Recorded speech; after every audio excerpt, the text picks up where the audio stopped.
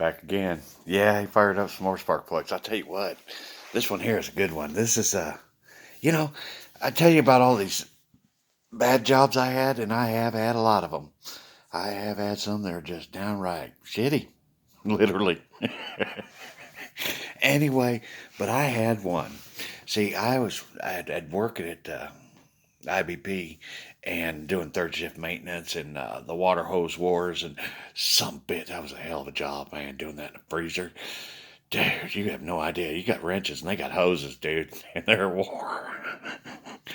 I need to get out of that one. And he sent me down to a company to Acme, or Mustine Sand and Gravel. And these guys needed a hand. They needed a maintenance man to help them get caught up on some of the projects. Y'all's ever seen Gold Rush? Yeah, we sifted stuff just like them, but there was no gold on the end of ours. No, it was just sand. I tell you what, their screens break, and you have to get up there and take them damn things apart and put it in a new one. It's not an easy job, let me tell you. And dredging the sand up out of the pits, yeah, it was a real man's job, let me tell you. The Wheeler boys, they pretty much were the family that ran it and worked it. And I remember when he hired me, he's like, "Well, we got a few projects, and we'll see how much we get done. We got a lot to get done, and I tell you what, by the end of the summer, he's trying to find things for me too, because when you really love your job, when you like doing what you're doing, dude, it just flies. It's like, okay, what's next, boss? Oh, that's done. That's what's next, boss. Okay." It was like by the end of the summer, he's like, shit, I got to keep this kid busy. And I tell you what, those pits, they were something too. See, back in the day, somebody threw some bass in those pits and to make her own little fish farm kind of thing going on. And oh my gosh, it was loaded with bass. They couldn't get big because they were all fighting for the food. Well, I'd come down there with my wife at night.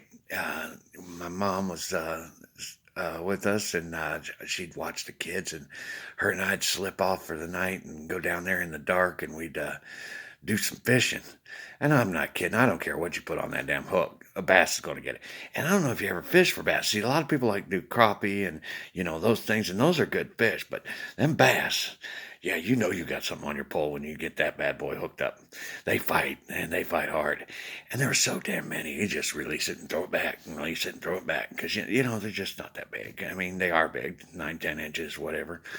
But, wow, I had some awesome memories. Me and her sitting there on them banks and the fishing and, you know, and that job. It was the best. And then he took it away from me. I had to leave town. Every time I got something good going, son of a bit.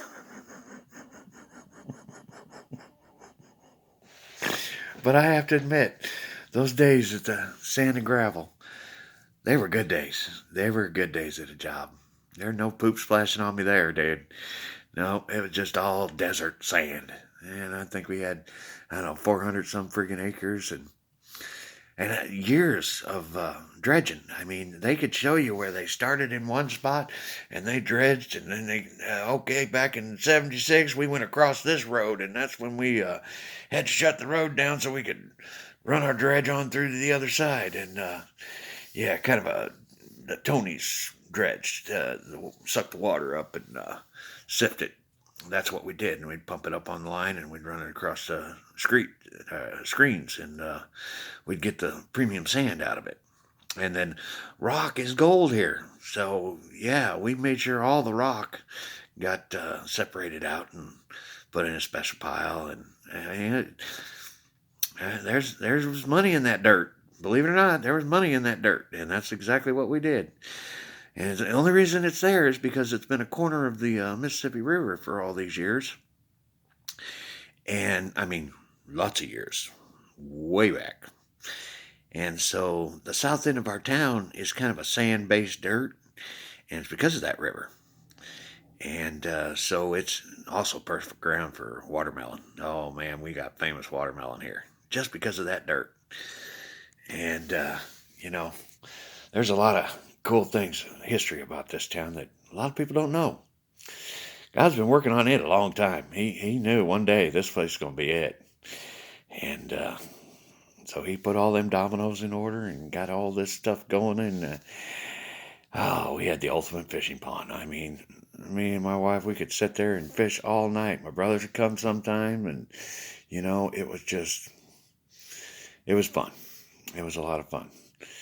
Get up in the morning, come back. Oh man, you should see my service truck. This thing was a tank on wheels. I don't remember what year it was. It had to have been like the 60s. But they didn't buy themselves a toolbox. Hell no. They made it out of 1/4-inch plate steel. And let me tell you, that was some weight on the back of that truck. And you chug around. You'd be lucky to get up in second gear on most of it because, you're just putting around on the lot, on the yard. So, second gear, third gear, yeah. You definitely didn't want to get her out on the highway going 55. No, that was not a truck for that. No. No, I think 30 would have blown the bits out of it. So, no, it was just a putter. You just putted around a lot with it. But I'll tell you what, it was a tank. It really was a tank. And I'd get in there in the morning and I'd get that thing fired up and I'd talk to Gary, hey, where we going? What we doing? And he'd say, okay, here, I got these parts in. Let's go put this in. Let's go put that up. Here, we're going to set up this system. And it was the best job I had ever had. I don't know about best, but it was right up there, top 10. How about that? See, the thing is, he's always had me in a lot of jobs. And I always thought that, kind of like, damn, how come I can't stay at one job?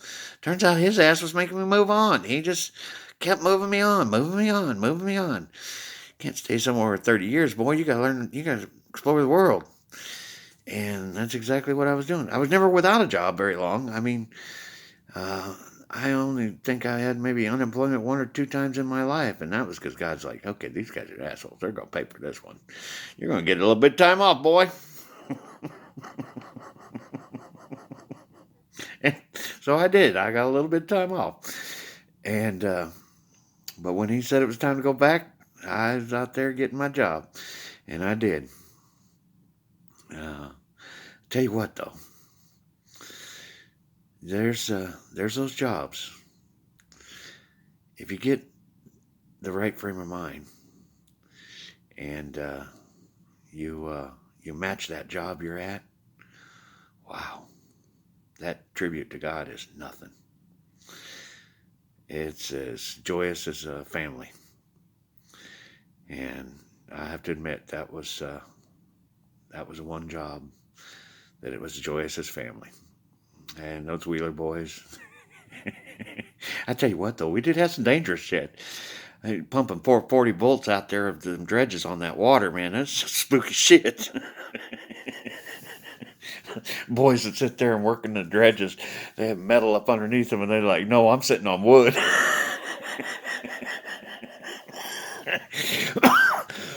That'll put a spark in your step, huh? Yeah, let me tell you. We had to be careful. It was important. And it was a family time, though, man. I remember it was a cool time. Very cool time. It only lasted one damn summer, too. That's the sucky part. But it was a friggin' awesome summer. He did that to me. He gave me those awesome summers. And then I went through hell again. Back at the gauntlet, son.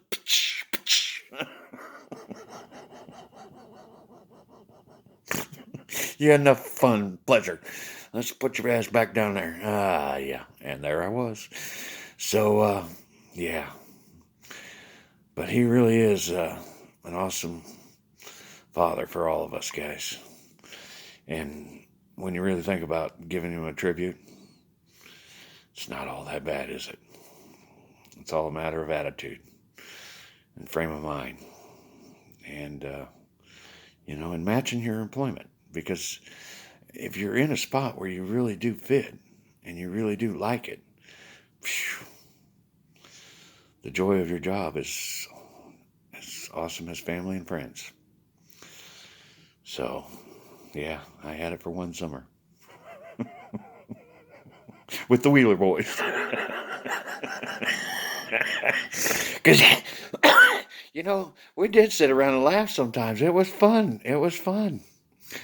There was the shitty jobs. There was one time I remember we had a cement truck came back and got a little hard inside, and we had to get in there with chisels to remove the excess hard cement.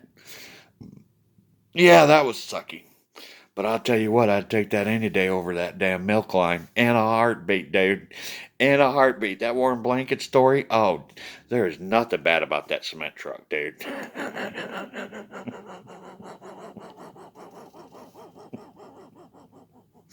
It shows you where it ranks as far as being tough. Oh, poo and pee, I so know like that. Anyway, another one of them stories. Let you know. Anyway, I'm gonna get back to my music and we'll chat some more. I'm sure I got one more or two in me yet for the night out. He's making me feel a whole lot better. That's what you got to do. Sometimes you just got to submit to him and say, "Help me, Father. Lift me up. Lift me up." And that's exactly what he'll do if you let him. If you give him a chance, he'll run some spark plug wires, and the next thing you know, your thoughts are, "Oh yeah, you're right. Things ain't so damn bad." Anyway, I'll get back at you, okay?